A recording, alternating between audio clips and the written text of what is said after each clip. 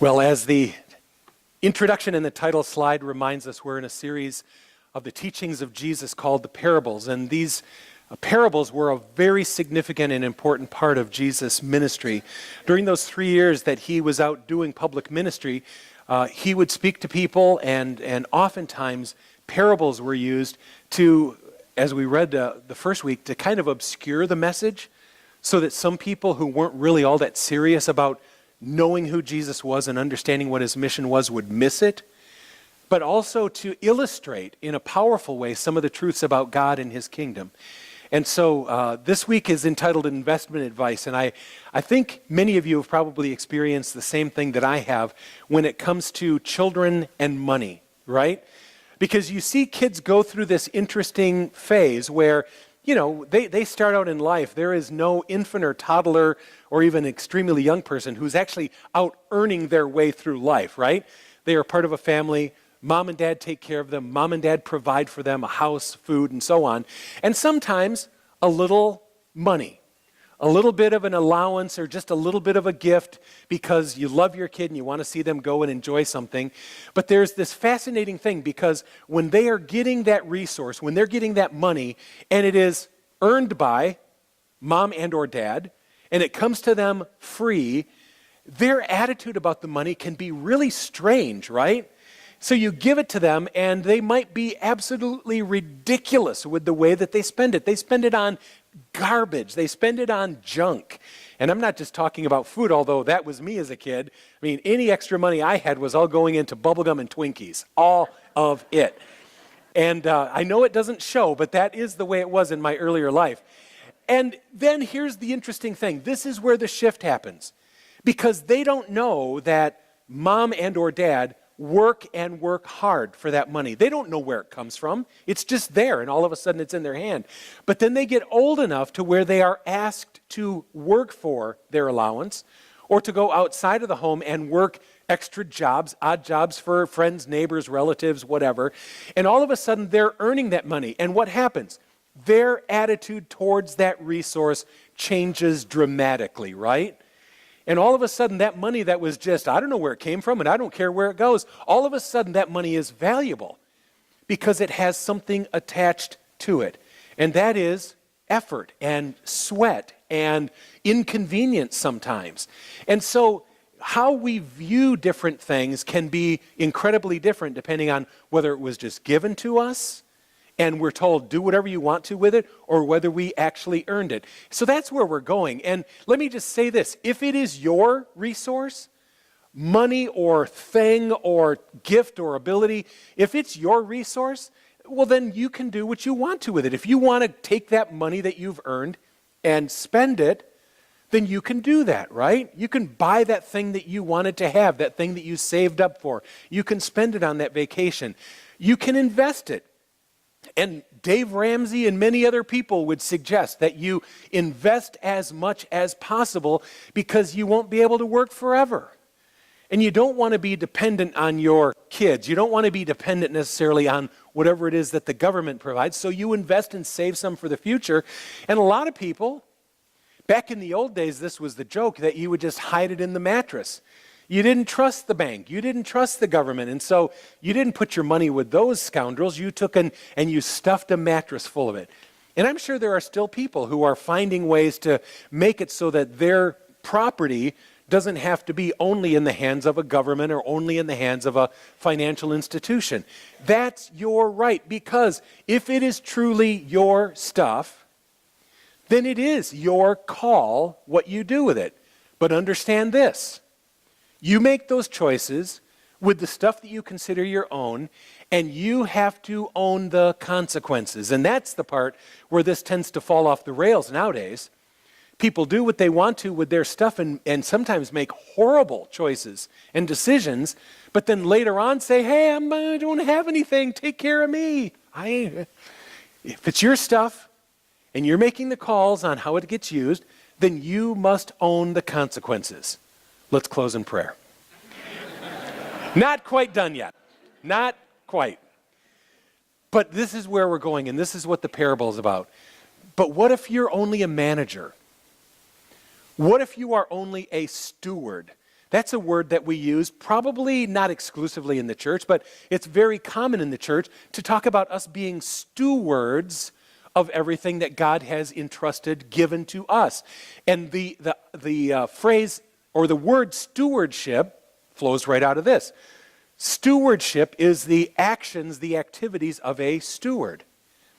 And we all know, because we hear the buzz around us, we watch the news, we read the news, whatever, that oftentimes people who are managers or stewards of other people's resources can be pretty lousy and pretty devious with them.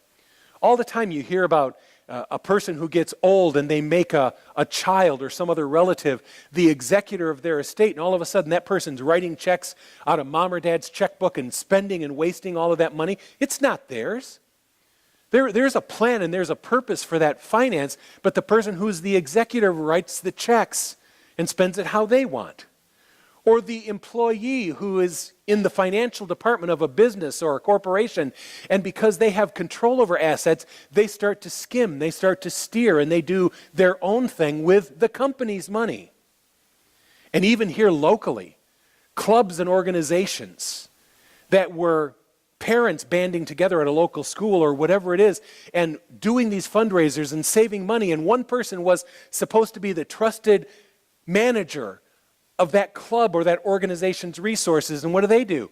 They skim and they steal and they deceive, and years later it's discovered that thousands of dollars that was raised for one purpose was used for a selfish purpose.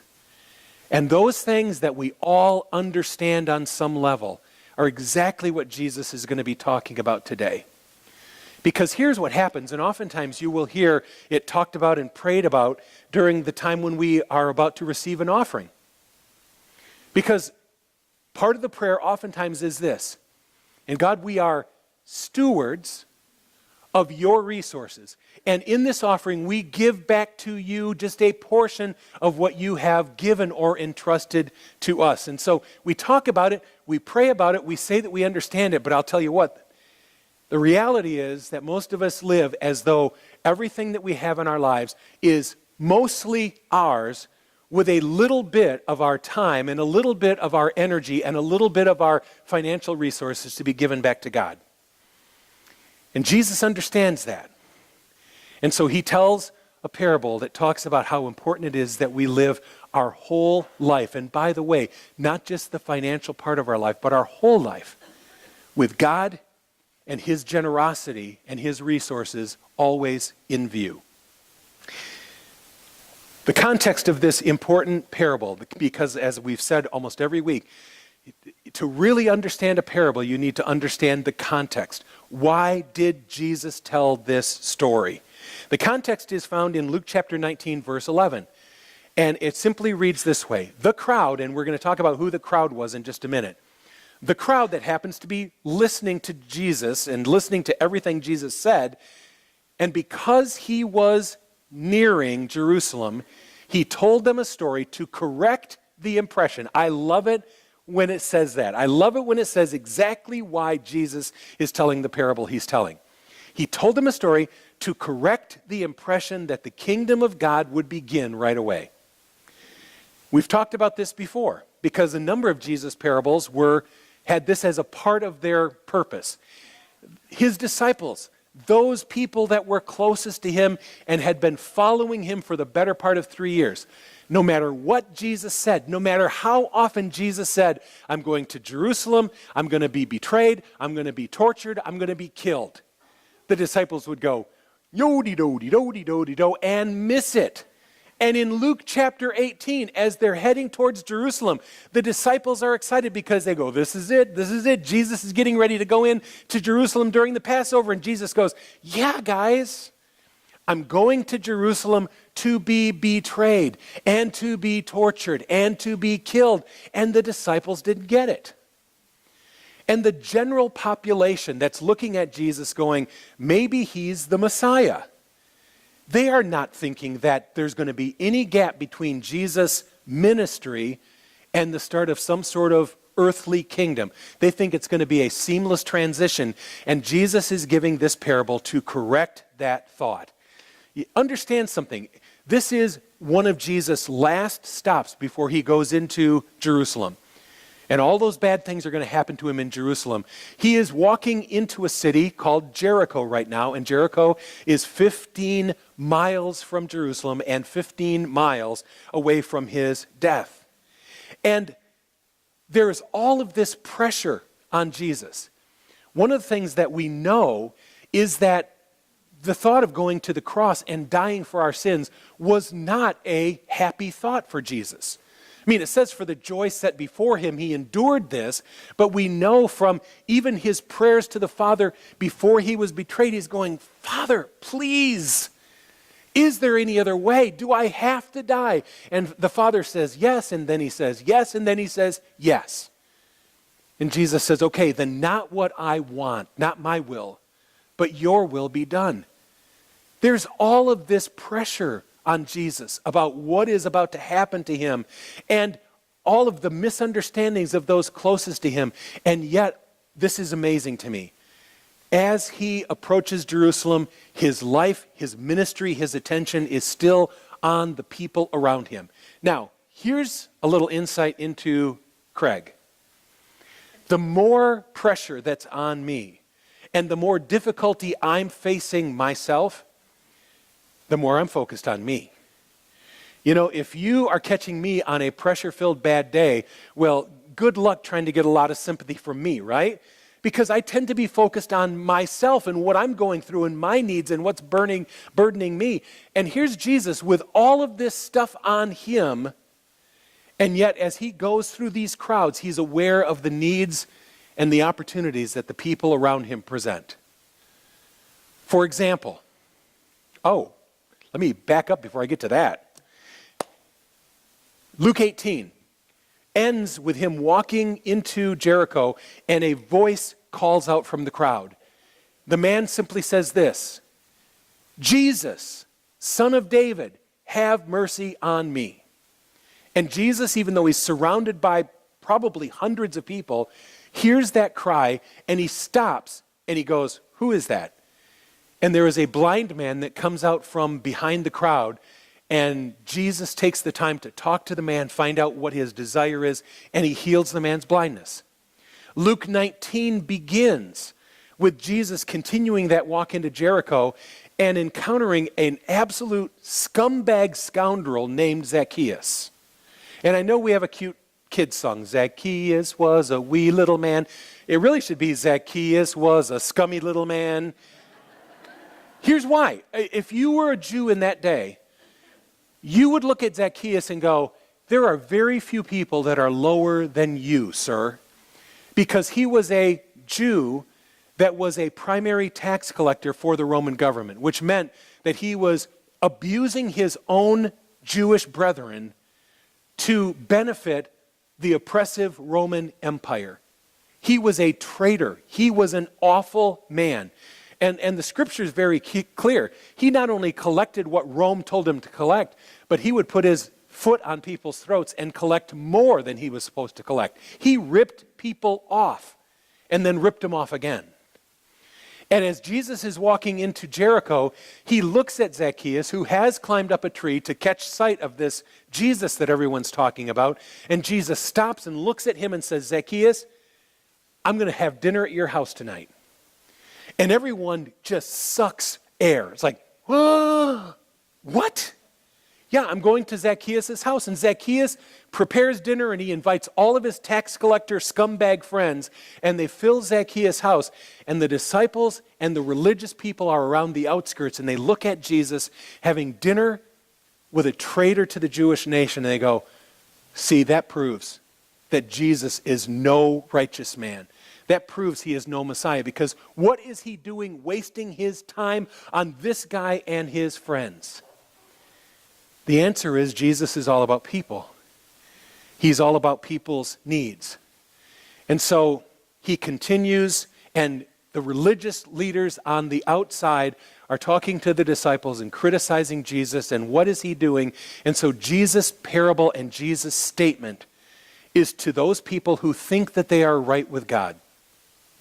Again, those Pharisees and those teachers of the law who are so critical of him and how he does things, And he needs to set them right because he has to show them that this deliverance that they're looking for is not a deliverance from Rome. It's not a political deliverance. It's not a social deliverance per se. It is something that he is going to do now that will benefit them later. And so it's not what's happening right now. And it's not going to happen when they think it's going to happen. There's not going to be this seamless transition from the triumphal entry into him taking a throne somewhere. It's going to be death, and it's going to be delay before his return. And here's an interesting thing that you need to know, because I think this is really cool, and it'll make this parable pop in your mind, just like it did in the people of that first century. The historical basis is this: Herod the Great, the guy who was on the throne when Jesus was about to be born. Herod the Great, who pretended like the wise men were not the only worshipers, that he wanted to find out where this baby was being born so that he could worship him too. Herod the Great dies shortly after that. And he has 3 sons, all of them named Herod the something, right? Herod Philip, Herod Antipas, and Herod Archelaus. And Herod Archelaus is the son that he says, I want to be king over Judea. The other 2 sons are given their territory in Dad's will too. He has 3 sons. He's going to divide up the kingdom that he's been ruling under the authority of Rome into 3 different sections. And Herod Archelaus is a bad, weird guy. Very bad and very weird. Just like you would expect if you grow up in the house of a Jewish man who is king over his people and treats them terribly and gets away with it. The sons grow up and they look at their Jewish kinfolk being treated badly and their dad getting away with it. They go, doesn't matter. I'll do what I want to do, and I'll do it when I want to do it. And so this guy did some really brutal things. But here's the deal. Even though it's in Dad's will that these 3 sons get 3 different parts of the territory, Caesar Augustus must ultimately approve it. And so Herod Archelaus goes to Rome to say to Caesar, will you approve me having kingship over Judea? Well, here's the problem. The Jewish people knew this guy was a bad dude and a nutball. And so they send a delegation to Rome to protest, to stand in front of Caesar and go, Caesar, don't make this guy king over us. He's bad. He's crazy. And guess how much Caesar cares? Less than this, less than 0. Because what does he care? He doesn't care about the Jewish people. He doesn't care about the region of Judea. He doesn't care about the worship of the one true God. All he cares about is there being a king over that region under his authority who is brutal enough to keep the Jews under control. And so he goes to Herod Archelaus, yes, you can be king over Judea. And he finds out that his rule was protested, and when he becomes king, he gets revenge. And the story is that he went into the temple, or sent guards into the temple, where he assumed that this uprising was coming from, and he killed over 3,000 people, including many religious leaders. That happened about 30 years before Jesus told this parable. Now, I know 30 years is a long time, but it's like for some of you that can say, I remember something very significant that happened in 1984. The Detroit Tigers won the World Series in 1984. That was just 34 years ago, right? How many of you can remember the Tigers winning the World Series in 1984? See? And so that's not even a horrific thing. That's not even a brutal thing. Imagine how much more it would be embedded in your memory if it was something that was terrifying and tragic. And so when Jesus starts to tell this parable, these people are going, oh my goodness, Jesus is talking about something that actually happened, and yet it's a parable. Luke 19 is where Jesus starts the actual parable. Look at the parallels between what I just told you about Herod the Great and Herod Antipas, or Archelaus. He said, a man of noble birth, a king's son, let's say, went to a distant country to have himself appointed king and then return. He had the people right there, I guarantee you. So he called 10 of his servants and gave them 10 minas. Put this money to work, he said, until I come back. But his subjects hated him and sent a delegation after him to say, we don't want this man to be our king. He was made king, however, and returned home. Then he sent for the servants to whom he had given the money in order to find out what they had gained with it. The first one came and said, Sir, your mina has earned 10 more. Well done, my good servant, his master replied. Because you have been trustworthy in a very small matter, take charge of 10 cities. The second came and said, Sir, your mina has earned 5 more. His master answered, you take charge of 5 cities. Then another servant came and said, Sir, here's your mina. I have kept it laid away in a piece of cloth. I was afraid of you, because you are a hard man. You take out what you did not put in, you reap what you did not sow. His master replied, I will judge you by your own words, you wicked servant. You knew, did you, that I am a hard man, taking out what I did not put in and reaping what I did not sow? Why then didn't you put my money on deposit, so that when I came back I could have collected it with interest? Then he said to those standing by, take his mina away from him, give it to the one who has 10 minas. Sir, they replied, he already has 10. He replied, I tell you that to everyone who has, more will be given, but as for the one who has nothing, even what they have will be taken away. And then this twist at the end. But those enemies of mine who did not want me to be king over them, bring them here and kill them in front of me.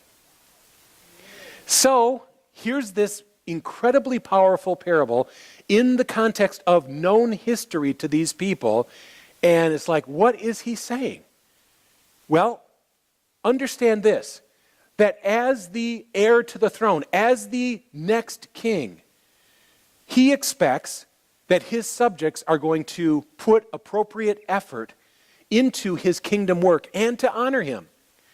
And so he, not to everyone, but to certain people that he is trusting, he brings them in front of him and he says, I'm going to give you a resource to work with. Now, the passage over and over again talks about minas.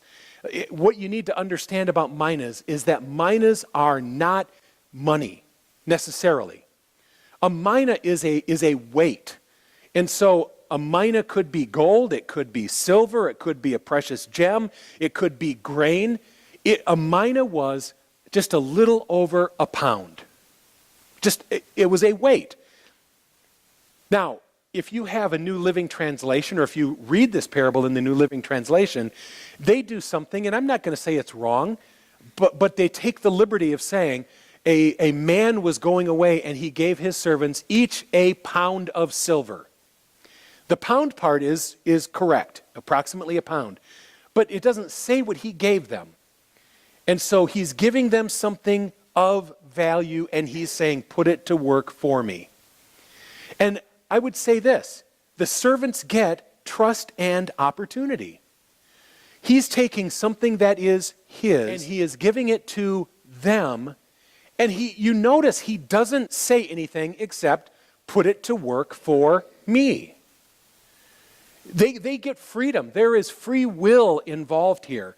And so they can invest in crop futures, speculate that the next harvest is going to be good, and so they put their money there. Or they could buy a business and see what that business could earn. But here's what's not acceptable, is taking that resource and simply putting it in a napkin and burying it and doing nothing with it. When the king comes back, he criticizes no one except, he judges no one except the person that took his resource and did nothing with it. But I note this, that not every servant gets the same advantage. There's a parable that's told in Matthew 25 that's similar to this but different in that one got 5, one got 3, and one got 1. We don't know. The text here seems to indicate that 10 servants each got a pound of something to work with.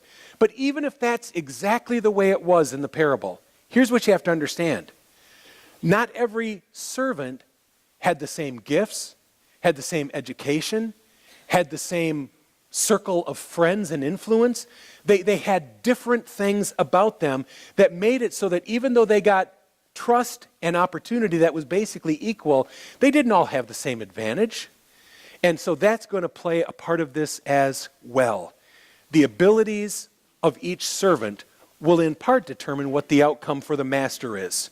And so I look at us and I go, okay, let's be honest that in this room, we are by no means all the same, right? I mean, men and women, younger and older, grew up in different ages and eras as far as history is concerned. And things have changed dramatically in the last decade or so. I mean, dramatically. And so all of us are at different ages and stages with talents and abilities, but each of us has been trusted by the Master if we're followers of Christ and given a resource. But here's the expectation. This is the part. Please don't miss this. For every one of us who is a follower of Jesus Christ, there is an expectation that what has been given to us is going to be used to benefit the Master. They are going to use it somehow because it is not theirs. It is a resource that is to be used on behalf of that Master. And he tells them right up front, when I come back, I'm going to ask, I'm going to take an accounting and find out what you did with it. Luke chapter 19, here's the expectation. The king returned home, and when he sent for his servants, to whom he had given the money, in order to find out what they had gained with it. I love this, that both reward and judgment are proportional. No servant is compared to or judged by any of the other servants. Even when he talks to the one who simply wrapped it in a napkin and hid it away somewhere, he doesn't talk about the guy who took one and turned it into 10. He doesn't talk about the one who took 1 and turned it into 5. He doesn't compare 10 to 5, 5 to 10, 10 to 1. He doesn't do that. All he does is look at that individual servant and either say, well done or bad job. It's all about what each one did with what they were given. It's about their diligence. It's about their resourcefulness. And God is fair that way. And I think that's important and scary all at the same time. Here's why I say it's scary. Because oftentimes in the church, if we're honest, we look at people that have greater public gifts and abilities. We look at the person or the persons who get to stand up on this platform, and it's a wonderful privilege, but it is an awesome responsibility to be the one who gets up and says, this is God's word, and this is what it says, and this is how we can apply it to us. It's a significant responsibility to be a person on a worship team. And I know for a fact that some of you sit where you are, stand where you are, and go, wish that was me. I understand that. But understand this, the more gifts and the more abilities and the more opportunities you have, the greater the potential for judgment. The Bible is very clear that those of us who have this teaching, preaching ministry are going to be held to a higher, stricter standard.